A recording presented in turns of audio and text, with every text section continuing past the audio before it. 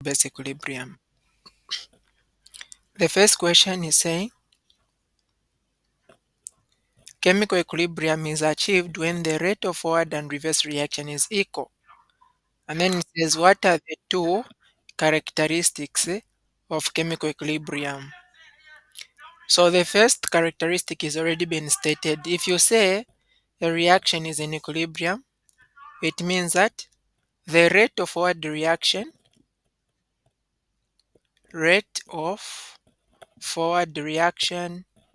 okay, reactant forward is equal to the rate of backward reaction. That is the first characteristic. So, in other words, the reactants are forming products and the products are also forming reactants. But as this is happening, the concentration should not change. So, let's say you have got 2 molar on the reactant and 2 molar on the product. What will be happening is that the product is forming the reactants are forming products. The products at the same time are also forming reactants. But now the speed at which these two is happening is the same. So the net concentration on both sides remains the same. Okay. So in as much as you're forming, the reaction is going forward and backward, the concentration of reactant and products remain the same or they remain constant. Concentration of products is equal to not is equal to reactant, but concentration of products and reactants is constant. Okay.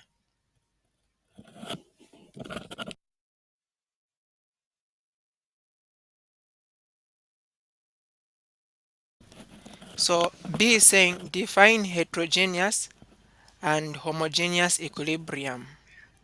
Now, when you have got a chemical reaction and we say that the chemical reaction is heterogeneous,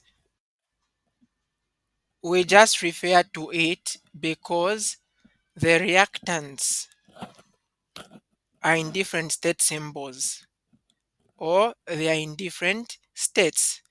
That's why we say a reaction is heterogeneous. For example, you have got A, which is a solid reacting with B, let's say a gas producing, let's say AB.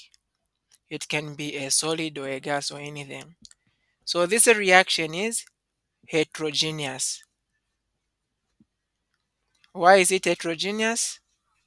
Because the compounds or the substances that are participating in the formation of products are in different state symbols. It can also be the product, okay? Just anything as long as there is a more than one state symbol. Reactants and products are involved in 2 or more different phases. And then for homogeneous, let's say you have got C, okay? So let's say you have got C, it's a solid, and then, okay, let me say it's a gas.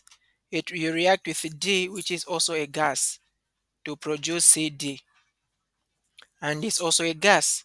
So you can see all the reactants and products are in the same phase. So we call this as a homogeneous. Okay, homogeneous. So that is how you work out this one.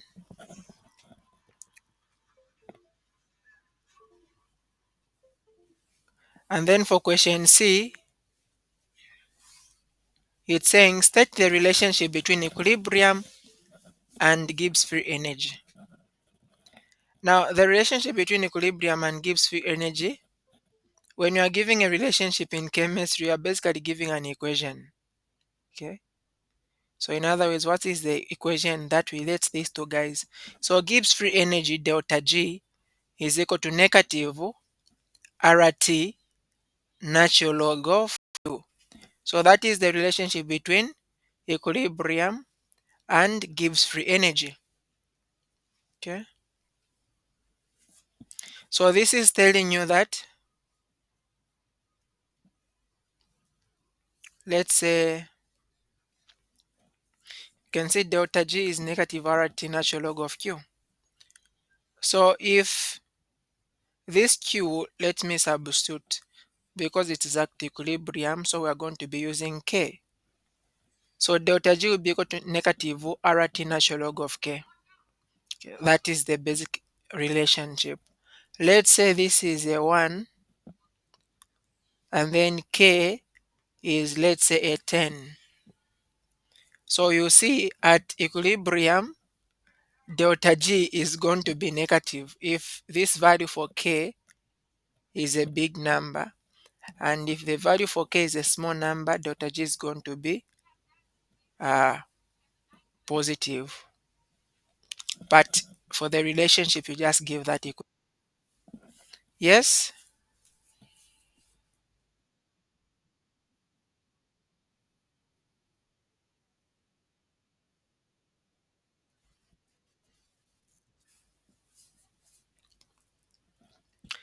So which one would that be?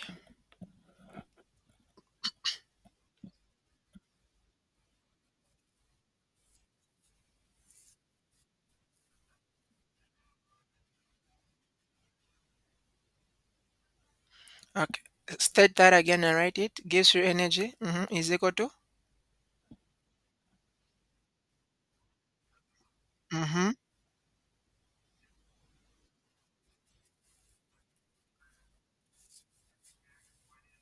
like that. Okay. No, there is no need of stating this one because specifically we are talking about at equilibrium, right? At equilibrium, the only thing that you apply is the rate constant K. You don't use Q. Okay. So the relationship is just you getting to multiply these. Now this equation you can use it even when the conditions are not standard. Even when the conditions are not standard. For example, the temperature can change because standard temperature is 25, which is 298. In this equation, you can see there's a platform where you can even put temperature in case it's not a standard. That's okay?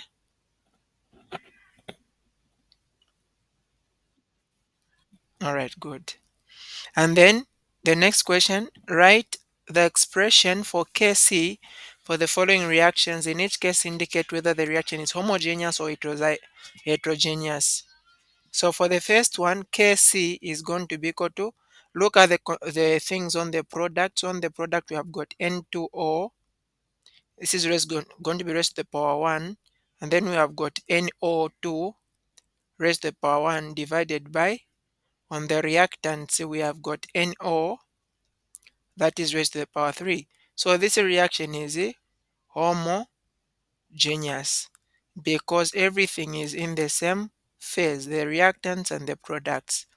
For the next one, case here will just be equal to, just get carbon monoxide on the product, raise it to the power 4. Will not include nickel because it's a solid. And then we come on the reactant where we have got NiCO CO4.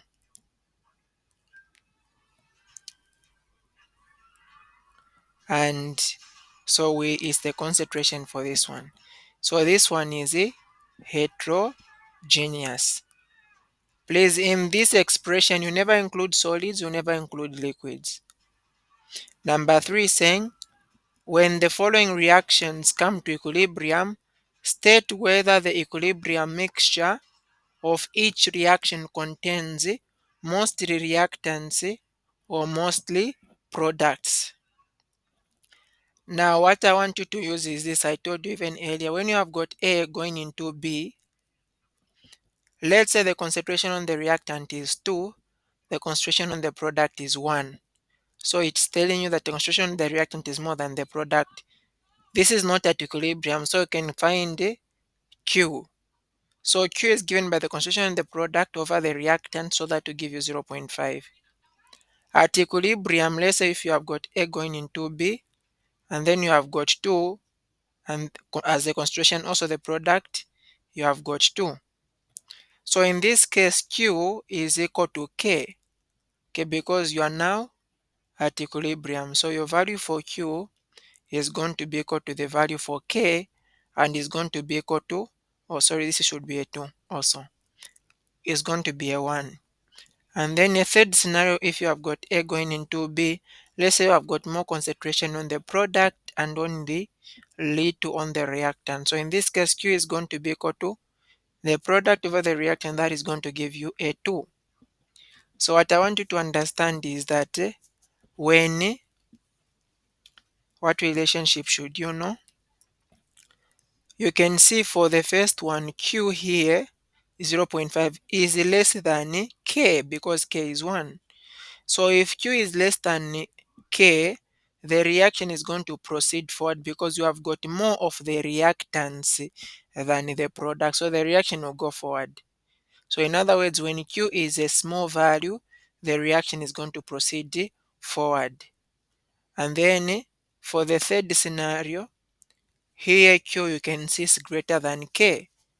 So because you have got more products and reactants, the reaction is going to proceed back. Okay, so this is the same principle that you are going to use to be able to answer all these parts of the question. So the first part we want to see, for N2 plus oxygen going into the product which is 2NO, they've given us the Kc there, and the Kc is 1.5 times 10 to the power negative 20. Okay, you can see the Kc is very small, raised to the power negative 20. It's very small. So what does that tell you? If the equilibrium value is very small, it tells you that you have got the reaction mostly contains reactants, so the reaction will favor the formation of products. How did I tell that Kc is small? So Kc is small. Look at it, it's raised to the power negative 20, is very small. Okay, just like here. Okay, you can see when the Q is small, you favor the formation of product, but in this case we actually have the equilibrium constant itself. So this one is just an example I'm using. So when Kc is small, you have got more reactants. If you have got more reactants, you favor the formation of products. If you look at the second one, you have got Kp. Kp is very large. So since Kp is large, what do you think is going to happen? We have got more of the product. Okay, so the reaction is going to favor the formation of reactants, more products.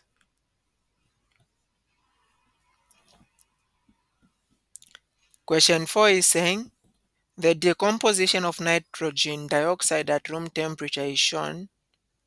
If the Kp value is 6.3 times 10 power negative 13 for this reaction at room temperature, calculate Kc for the reaction.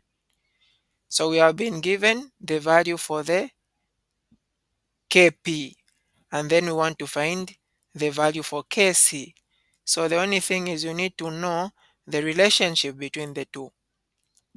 So Kc is given by Kp multiplied by RT raised to the power negative change in N.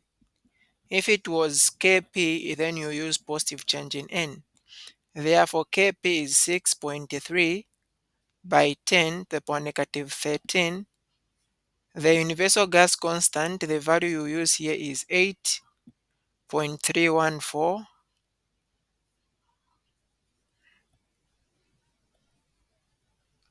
and then you multiply by the temperature. The temperature here, they've told us it's at room temperature, so you need to know, if we say room temperature, what is the temperature? It's 25 degrees. Okay, room temperature is 25 degrees Celsius, which is 298 Kelvin. So we'll put 298 there, and the entire of this is supposed to be raised to the power change in N. So N, you look at the product. So change in N, the number of moles on the product, you have got 2 nitrogen monoxide plus 1 oxygen, that's a 3. On the reactant, you only have 2 nitrogen dioxide. So that will give you a 1. So this is going to be raised to the power negative 1. And if you punch this on your calculator, you are going to be able to get, okay, and sorry, remember we said that when you are, the value of the rate constant that you use, if you use 8.314, this one contains joules per mole. But what we are working with here doesn't have any joule. So you don't want to use the value for R that contains a joule. So I want to use the value for R that contains a unit of interest. And in this case, the value for R that we use is not that one that I gave. It's 0.08206. 0.08206. Okay. Please, that's very important. So here, if you punch this on your calculator, you're going to get 7.68 by 10 to the power negative 8.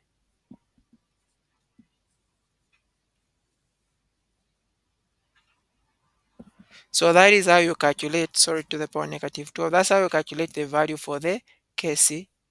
In case you have got any question, please feel free to ask.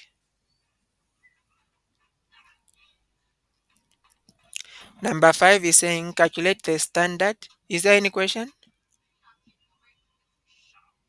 Yes, Jacob?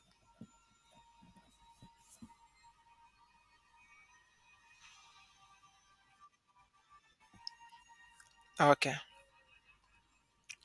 Calculate the standard free energy change at 25 degrees Celsius given the equilibrium constant of 1.3. So we want to find the Gibbs free energy, and then we've been given the equilibrium constant. So delta G, you know, is equal to negative RT natural log of K. So now here the value for R, this is where we use 8.314 because delta G is in joules. The temperature is 25, which is 298 Kelvin. And then we have got natural log of K, and K is 1.3 by 10 to the power 4. Punch that on your calculator, you get negative 23469. Negative 23469. This answer is in joules. Okay, the answer is in joules, and mostly for Gibbs free energy, we want to use it in, to leave it in kilojoules. So divide this by 1,000. That will give you 1, 2, 3. So negative 23.469 kilojoules. Number 6 is saying the following equilibrium was attained at 823 Kelvin. Calculate Kp. So we've been given the Kc. So Kp is going to be equal to Kc multiplied by RT and then to the power positive change in N. So you can see the difference. There we use the positive change in N, okay, instead of using a negative, because we are the subject, the formula is the Kp. So Kc is 69. R, the universal gas constant, 0.08206, and then the temperature is 823. And then now looking at the change in number of moles. On the product, we have got 1 mole of cobalt, 1 mole of water, so that is 2. On the reactant, we have got 1 mole of cobalt oxide and 1 mole of the hydrogen gas, that's 2, which is a 0. So that will be raised to the power 0. And you know any numbers to the power 0, the answer is 1. So the answer will just be S69 still. Okay. So that's how we work out that one. And then number 7, ethylene and water reacts under appropriate conditions to give ethanol. The reaction is the one that has been shown here. At equilibrium, mixture of these gases at a certain temperature at the following concentrations. Remember, this is at equilibrium. What is the value of Kc? So they've already given us the balanced equation there. Make sure that it's already balanced. You need to make sure that it's balanced. So Kc is given by the concentration on the product. On the product, we have got C2H5OH. On the reactant, you have got C2H4, and then you have got water. So this is going to be, so the concentration at equilibrium for C2H5, that is 0.180. For C2H4, 0.0148. I'm not raising them to any power because the balance equation doesn't have any coefficients. The coefficient of, and then for water, and I'm only using water because it is in gaseous form. If it was a liquid, we wouldn't have included it here. Okay, so that is what you do. And if you punch that, you get 361.97.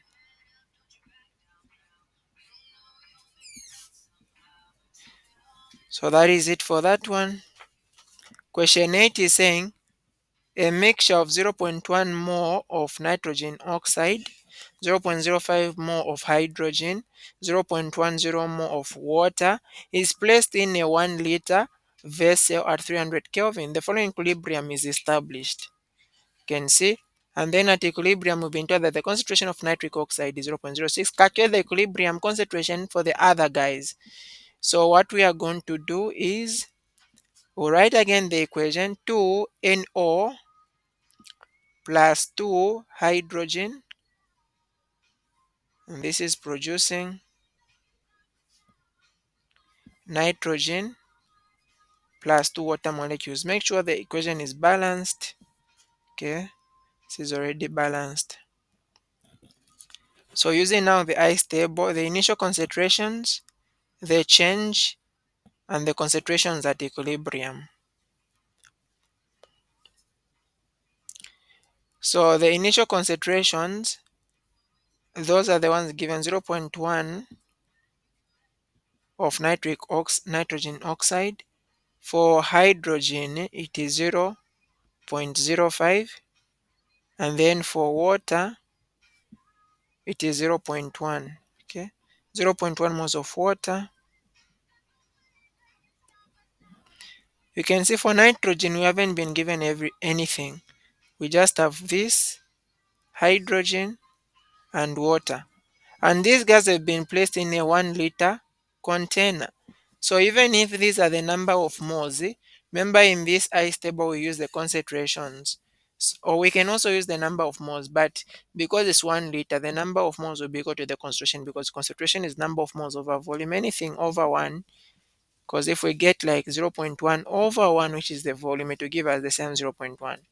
So since we don't have the concentration of nitrogen at the beginning, it means that the concentration at the beginning is 0. Okay.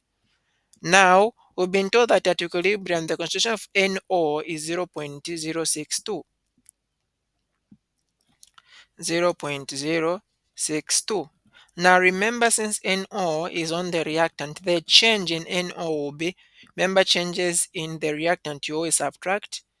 And because there's a 2 in front, so it will be subtract negative 2x. But we can find the value of x because we know the initial concentration and we know the change. How do you do that? 0.1, which is the initial concentration, if you remove 2x, should be able to give you 0.062, which is the equilibrium concentration. I'll make 0. I'll take 2x the other side and then 0.062 the other side. So it becomes 2x is equal to 0.1 minus 0.062. Or simply get 0.1, you take it here. Now this will remain negative, and then you divide through by a negative. That's how it end up being positive 2x.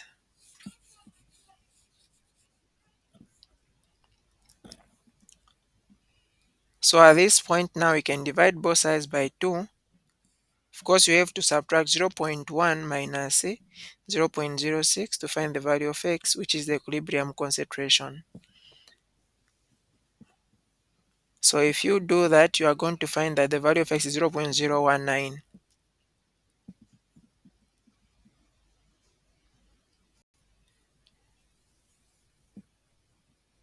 Just so that you are aware, because each one of these, even here, is supposed to have negative 2x because of that 2 in front. And then here, products, you put positive x. Even this should have been a positive, actually this should have been a positive 2x. So this one at equilibrium should have been 0.05 minus 2x, and then this one should have been 0 plus x, which is just x. This one should have been 0.1 plus 2x. Okay, so that should have been the values at equilibrium. So now we can find the equilibrium concentration for each one of them, since we already know the value of x. So starting with the equilibrium concentration for hydrogen, it is 0.05 minus 2x. So that is 2 multiplied by x, which is 0.019. So for hydrogen, if we punch that on our calculator, we are going to find 0.012.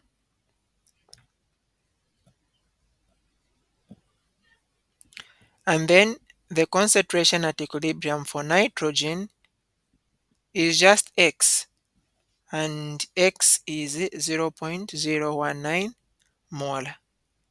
And then the concentration of water at equilibrium is 0.1 plus 2 multiplied by x, which is 0.019, and that is going to give us 0.138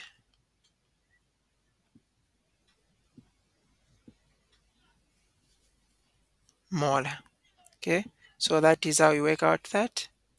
And then B is now saying calculate Kc. So for you to determine the Kc, you need to make sure that you take note of the balanced equation. So Kc is going to be, for the balanced equation, you can see on the product we have got nitrogen. We also have water.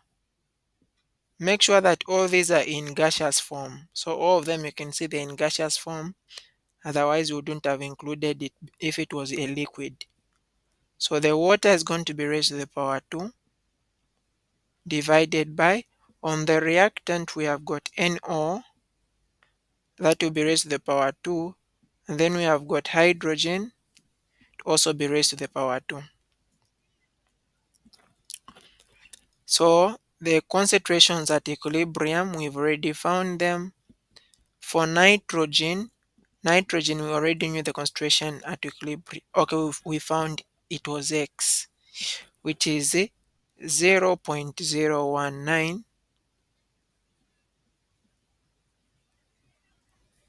and then for water at equilibrium is 0.138, that is raised to the power 2. For NO, 0.062,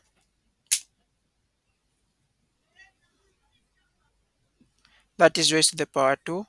For hydrogen, it's 0.012, that is raised to the power 2.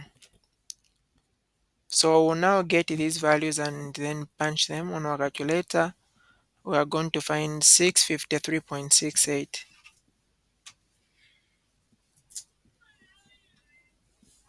So that becomes our value for the Kc. Question 9.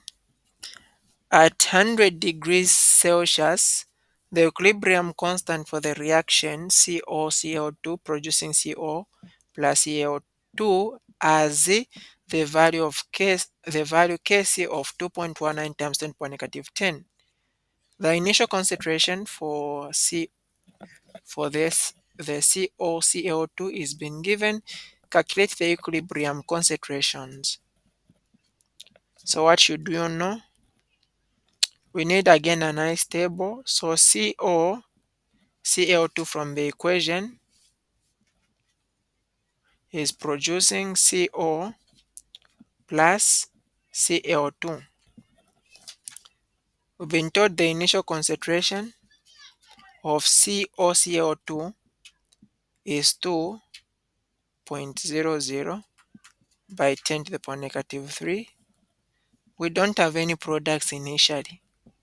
The change that will happen, the reactant will decrease by negative x, the product will increase by positive x, even this one by positive x.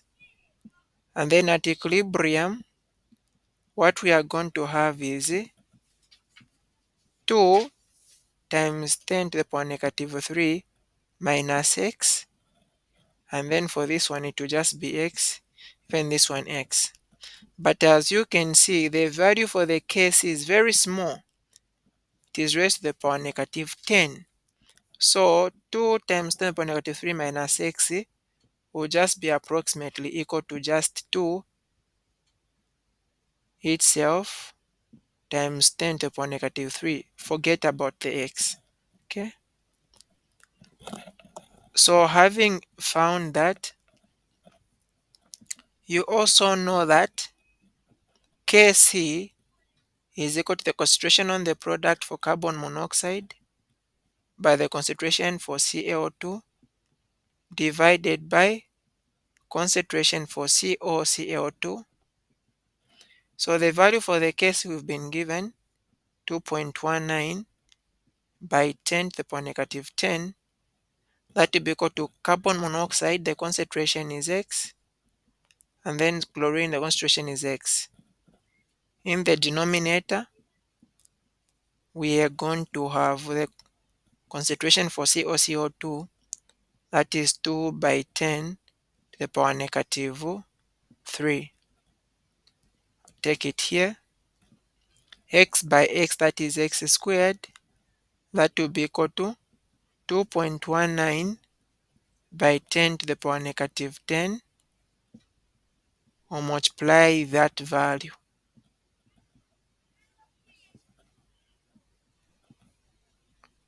So multiply that by 2 by 10 to the power negative 3. If you want to remain with x now, take the root on both sides. Therefore, x is going to be equal to, if we take the root on both sides, so we are going to be able to get 6.62 times 10 to the power negative 7.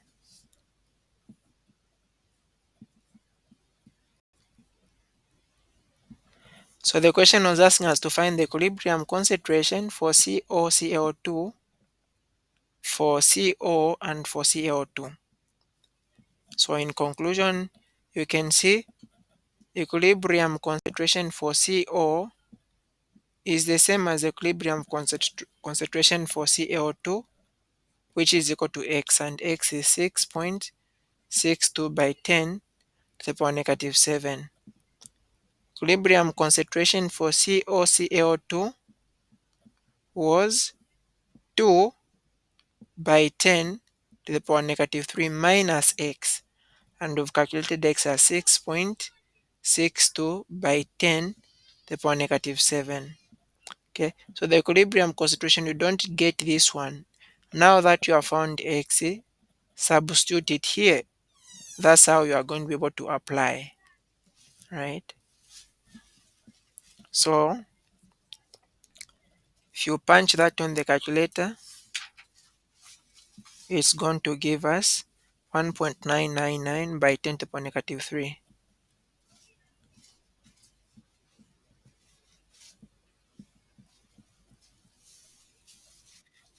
Yes, please.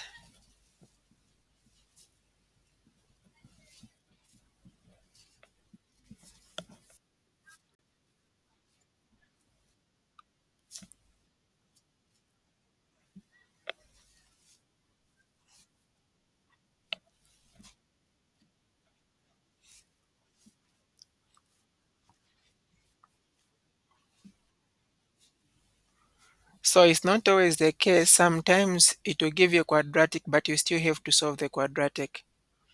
The only reason we're going to neglect the x is if case is a small number. So if case was just 2.19 without that 10 to the power negative 10, you could have solved the quadratic. Okay, you could have solved the quadratic. But because case is very small, you can approximate it, you can just remove the x. Is that okay?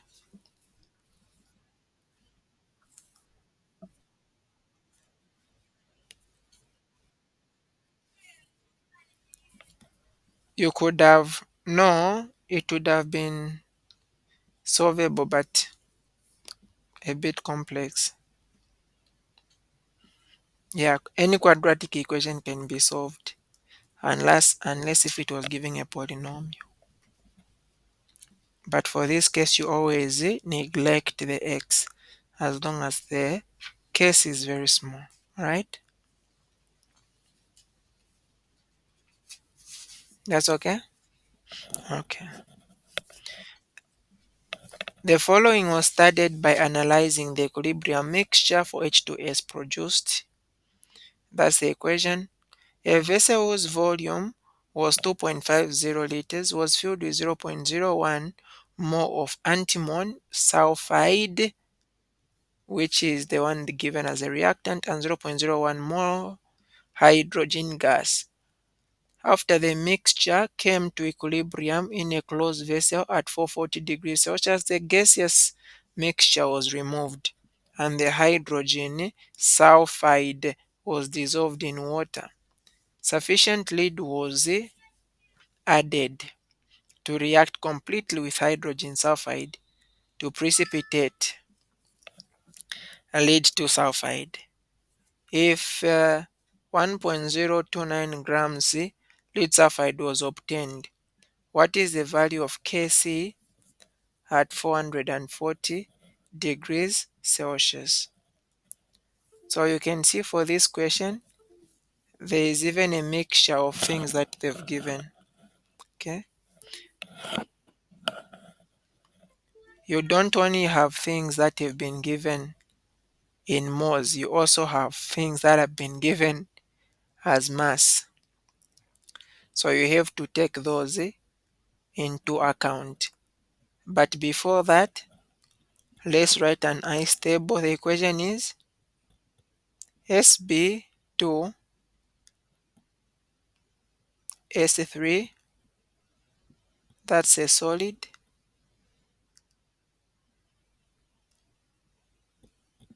plus 3 hydrogen, that's a gas, and that's producing 2 Sb, which is a solid, and then plus H2S, which is a gas. Again, putting our ice table, what do we know from the ice table? We are told that we got 2.5 liters mixture. So we had 0.01 more antimony sulfide.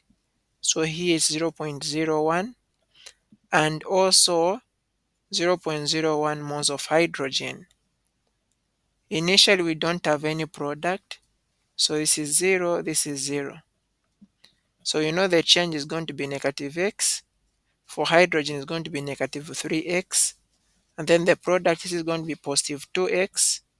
Should be positive x. So at equilibrium, we are going to have 0.01 minus x, 0.01 minus 3x. This will just be 2x. Then this will be x. We were told that after the mixture came to equilibrium, the gaseous mixture was removed and the hydrogen sulfide was dissolved in water. Okay, this hydrogen sulfide, this product. Sufficient lead 2 was added to react completely with the hydrogen sulfide to precipitate lead sulfide, which is PbS. If 1.029 grams of lead sulfide was obtained, what is the value of Kc? Okay, so we need to know the number of moles of lead sulfide that is involved in this reaction, because we are told that 0.1.029 grams of lead sulfide was obtained. So what will be the number of moles? So again, you need to know, initially we were told that we had to mix hydrogen sulfide, we dissolved it in water, and then after that we had added lead. So of the hydrogen sulfide that was dissolved in water, how come we ended up forming lead sulfide? It means that from the hydrogen sulfide, we have got the sulfide ion, okay, and then enough lead was added. So what is the charge of lead? Lead is a positive 2. And when this happens, that's how we form our lead sulfide. Okay. So for this guy here, the lead sulfide, how do you find its number of moles? Number of moles is its mass divided by its molar mass. Its mass is being given there, 1.029. The molar mass for lead sulfide, you get it on the periodic table. You get the molar mass for lead, you add to the molar mass of sulfur, that will give 239.26.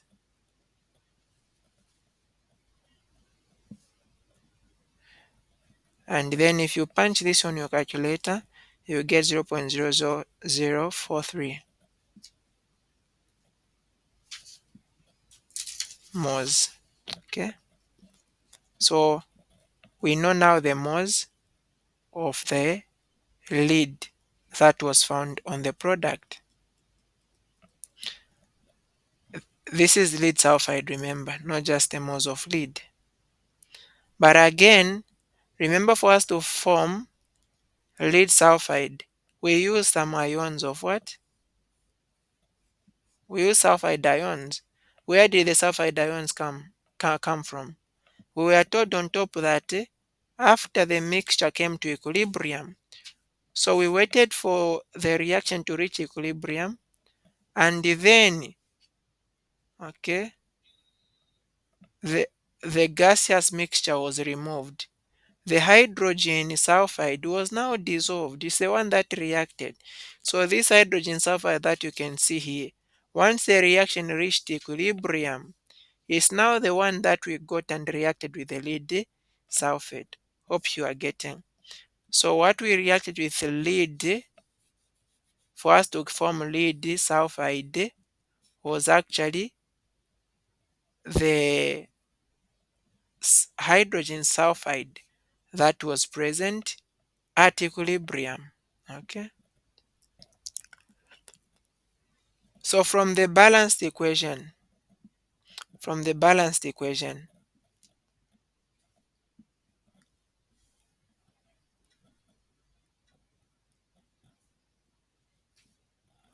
the number of moles of this sulfide here that we are writing, sulfide, that reacted with the lead, is actually the same number of moles of hydrogen sulfide. Because when hydrogen sulfide disassociates, it will only give you 1 mole of sulfur, but it can give you 2 moles of hydrogen. So meaning that the number of moles of hydrogen sulfide is what? It's the same 0.0043 moles. So that tells you that the value for X is 0.0043. So you can now find the concentration for each one of them. The question was, what is the value for the Kc? So we can find the concentration for all of them. So come and substitute where there is X to find the concentration of the SB, S, and also just for the rest. So if we say 0.01 minus 0.0043, what are we going to get there? Okay. Now again, remember what we are using there is actually the moles. Those are not concentrations. In the expression at equilibrium, we use concentrations. So SBS, SB2, S at equilibrium. Okay, I'm not even interested in this guy. Guess why I'm not interested? It's a solid, so it will not be part of the case. So the only interest is this one and this one because those are the gases. They are the only ones that you use in the expression for case. So we need to find the number of moles of hydrogen is going to be that 0.01 and then minus. So we subtract. But again, before you even do that, we could have converted this 0.01 because number of moles to concentration. How do you do that? The concentration is given by number of moles over volume. So concentration is number of moles over volume. Number of moles 0.01. The volume, we were told that we had put this in 2.5. Is it 0. What did the question say? In 2.5 liters. Yeah. So this is the concentration for SB. So if you divide that,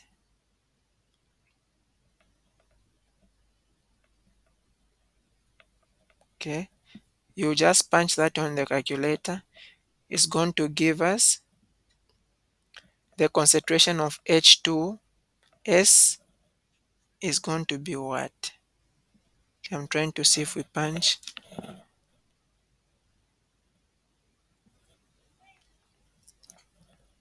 Just a moment. Okay, so that is going to give us 0.004.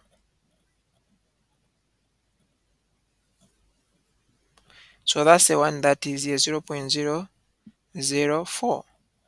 So therefore, the concentration of hydrogen at equilibrium is going to be because concentration of hydrogen is going to be 0.004 minus 3 multiplied by x, and x is 0.0043.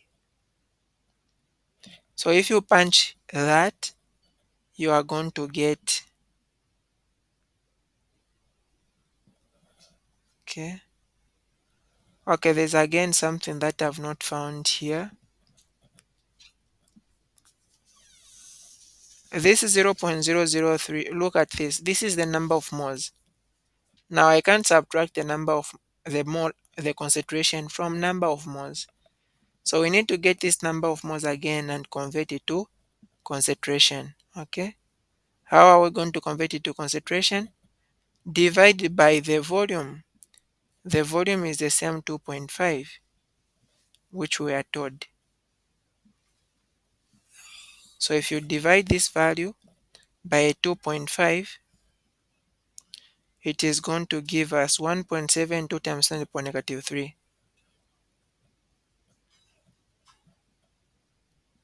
So that's the one that we are going to use here. And if you punch now this on your calculator, you'll be able to get, and also before we punch it, let's look at something else. Okay, we need to find, yeah, so that's the value of x. That's a new value of x, 1.72 times 10 to the power negative 3. So let's start with something that is easy. What will be the concentration before I come back to this one, because it's something that we have to see first.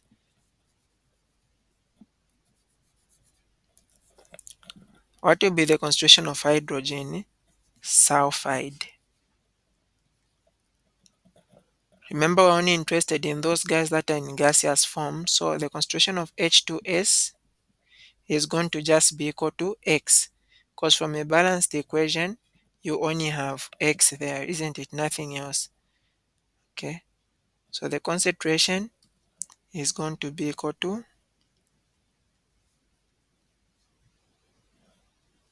x and our value for x that we need to calculate. Let's see, what did I miss here? There's something that I've just messed up. Okay, just a moment. So let me analyze again the question so that we don't miss anything. So we are told that sufficient lead was added to react completely with hydrogen sulfide, okay, to precipitate to lead sulfide, and the lead sulfide is that. Okay, that's fine.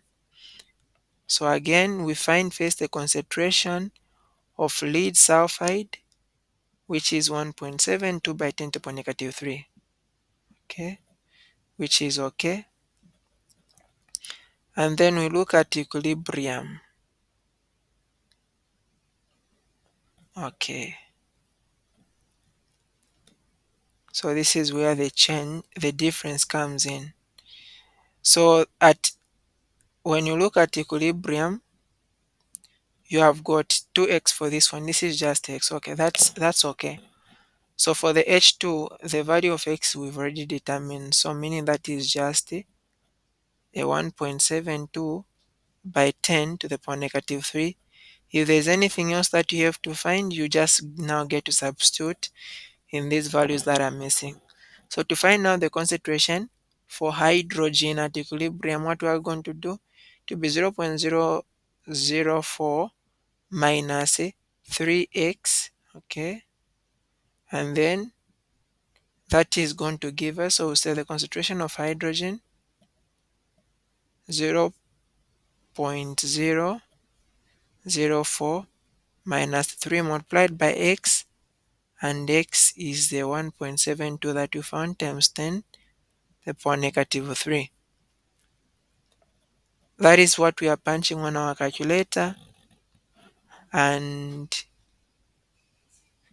so what is that going to give? If you have a calculator, you can just punch that. Okay, so now that we know what is going to be found on the calculator, okay, let's see, perhaps I've left out something from the balanced equation.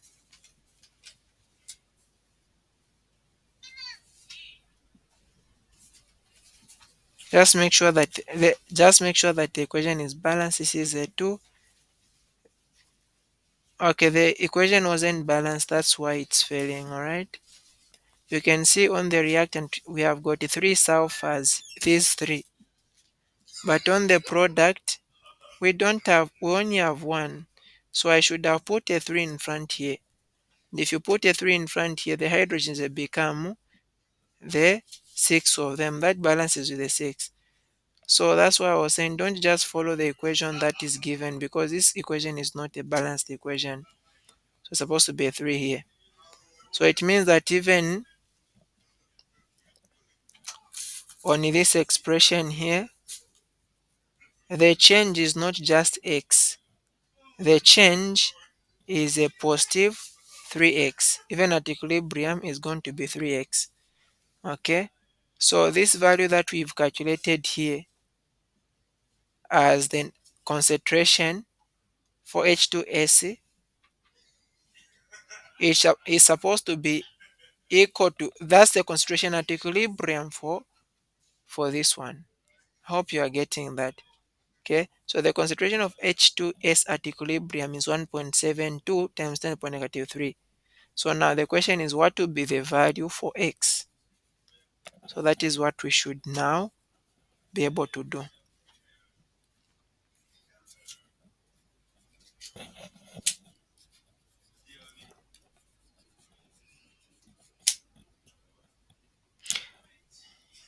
So we'll say 3x is equal to 1.72 by 10 to the power negative 3.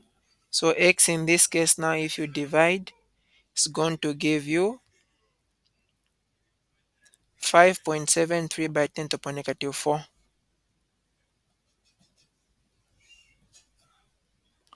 Okay, so we have found, so the concentration of H2S at equilibrium we already determined, isn't it? At equilibrium, remember, it is 3x, and we've already found if you multiply x, so the value was already 1.72 by 10 to the power negative 3. And then the concentration of now the other guy that is in gaseous form, which is hydrogen, is now the 0.04. Okay, 0.04. You are removing 3 multiplied by x. Now 3 multiplied by x is 5.73 by 10 to the power negative 4. And if you punch that on your calculator, you are going to get a 2.89 by 10 to the power negative 3. Okay, 2.89 by 10 to the power negative 3.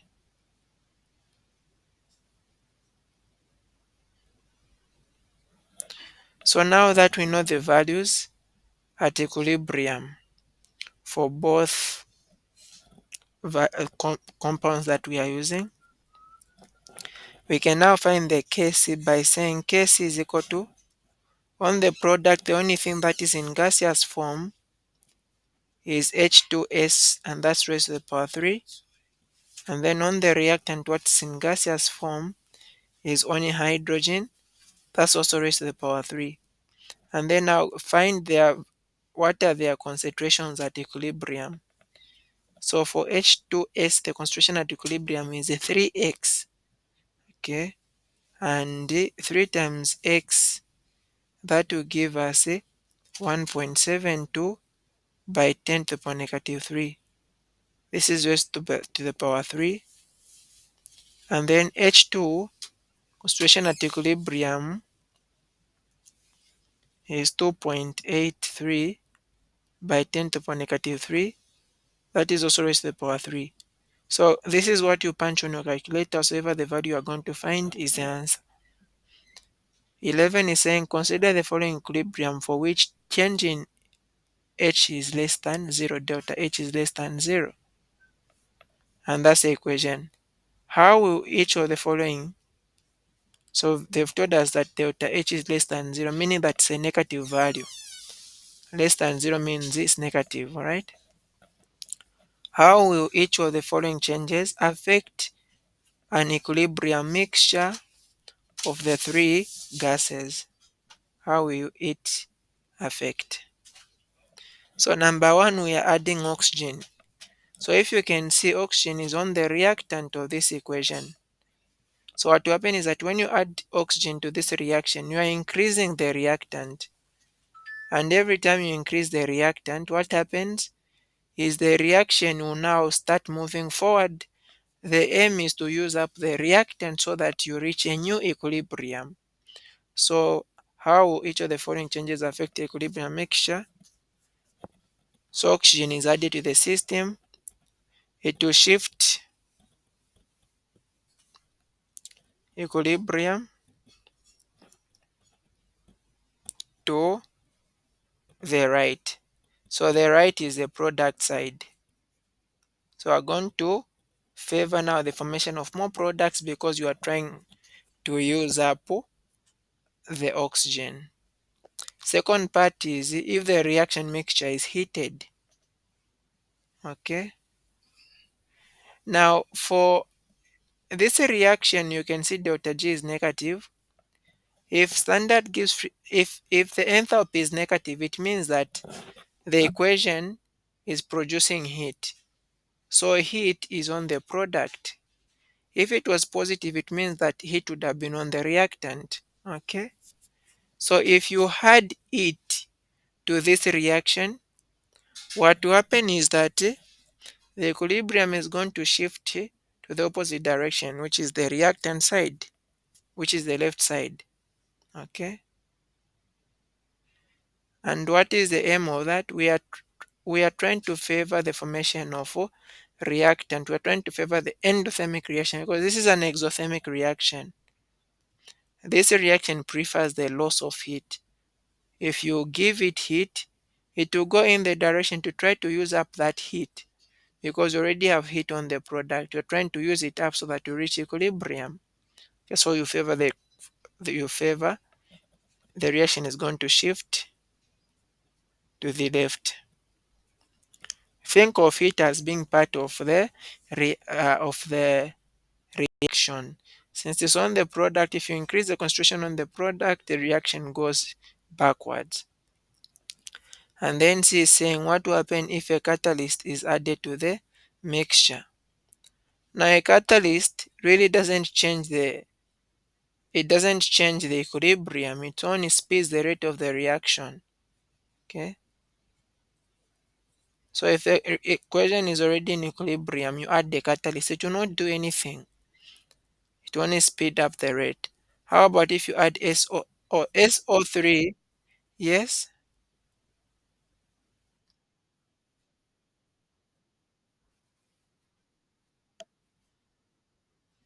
If it is not what?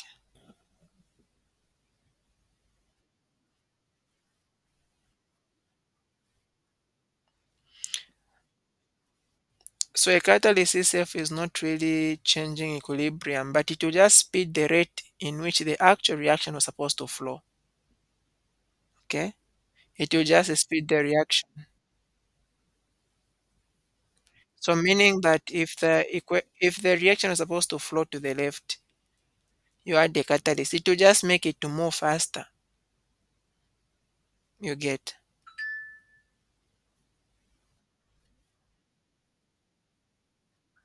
Do you get that?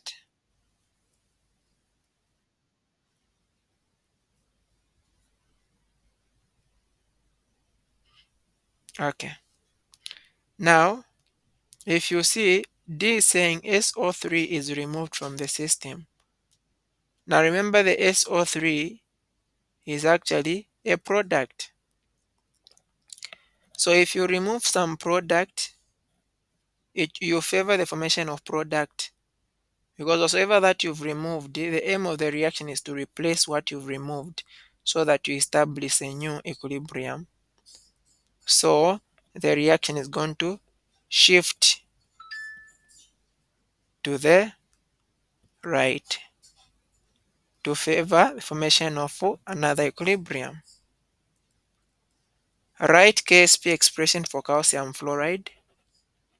Calcium fluoride, this is a solid.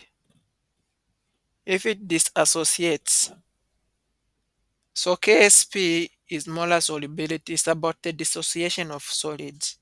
So calcium will become CO, Ca2 plus, which is in aqueous. Fluorine will become F minus, which is also in aqueous. But to balance it, there will be a 2 in front here.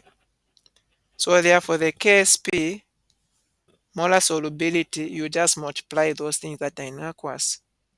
So I've got calcium raised to the power 1 multiplied by fluorine raised to the power 2. We are supposed to divide by the reactant, but the reactant is a solid. So for Ksp, you never put anything in the denominator.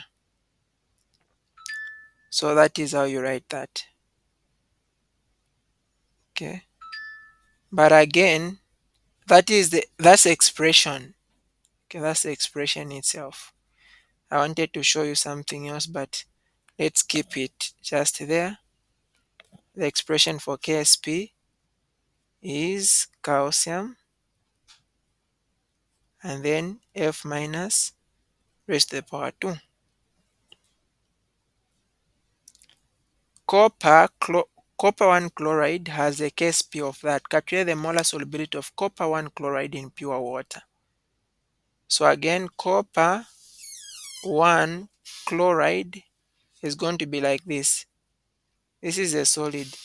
If it disassociates, you are going to form copper plus and then plus chloride minus.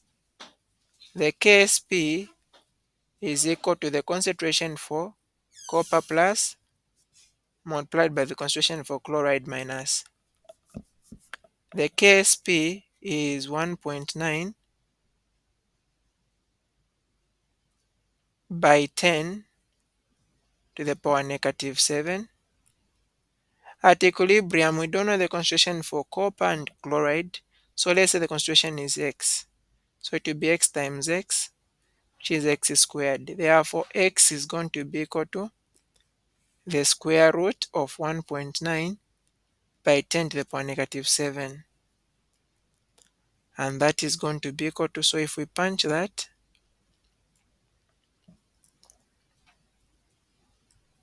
if you punch it to give you 3.6 times 10 to the power negative 4.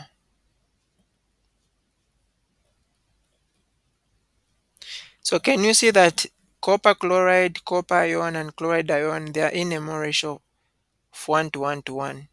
So it means that the concentration for copper ion is the same as the concentration for chloride ion, which is the same as the concentration for copper chloride, and that will be equal to 3.6 by 10 to the power negative 4. I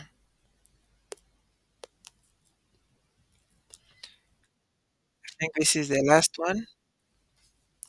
Calculate the molar solubility of AgCrO4 at 25 degrees Celsius in 0.20 molar. Okay, this is supposed to be what? Let's see. Calculate the molar solubility of Ag2CrO4 25 degrees molar in 0.20 molar silver nitrate. Okay, in 0.02 molar silver nitrate. So this is not supposed to be here. And then we are told that the KSP for Ag2CrO4 at 25 degrees is that. This is a very interesting one. I love this one. So again, so everything that you do here, you basically work with a nice table. The one on top I just didn't want to show. But look what you are trying to disassociate. What you're trying to disassociate is Ag2CrO4. In this one, this is a solid. If it disassociates, what you are going to form is two ions of Ag plus. And then you have got chromate. Okay, like that.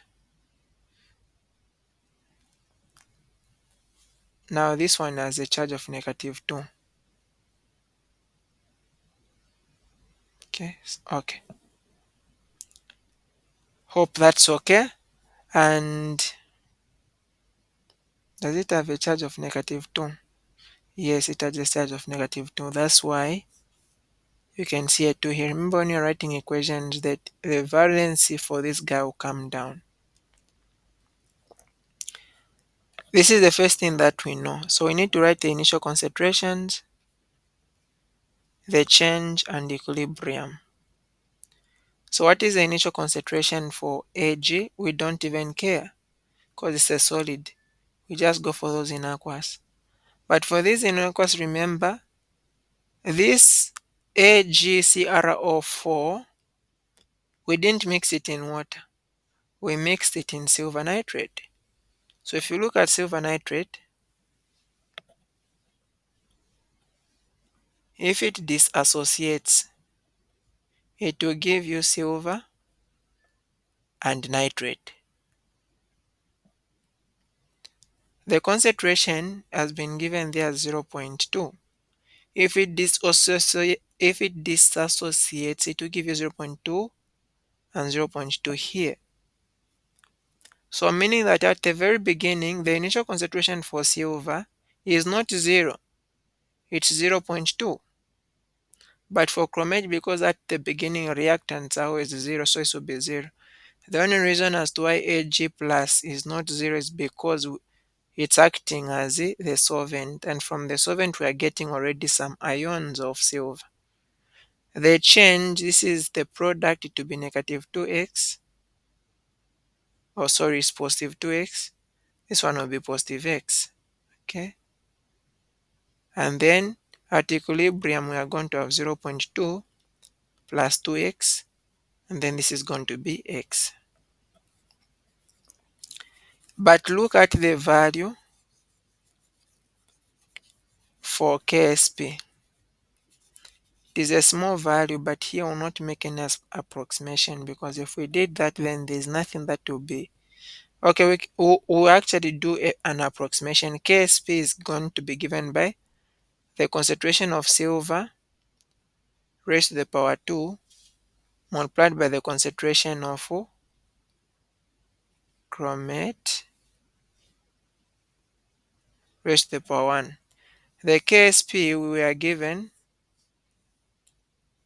as 1.2 times 10 to the power negative 12. Can you see this value is very small? So meaning we'll approximate this to just be equal to 0.2. So this will be 0.2 raised to the power 2, and then the value of x is just going to be, the value for chromate to just be x. So to remain with x, we'll divide both sides by that. So x will be 1.2 times 10 to the power negative 12 divided by 0.2 squared. X therefore is going to give us, if we punch that on a calculator, so it's going to give us 3 times 10 to the power negative 11 molar. So the question was saying, what is the molar solubility of AgCr? So you can see, if you know the value for x, the concentration of Cr or 4, can you see that it's saying the same mole ratio as this one? This one is 1 more, even this one is 1 more.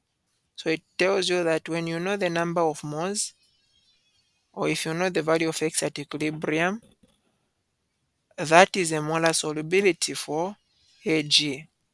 So therefore, molar solubility, or the concentration for Ag2CrO4 is equal to 3 times 10 to the power negative 11 molar.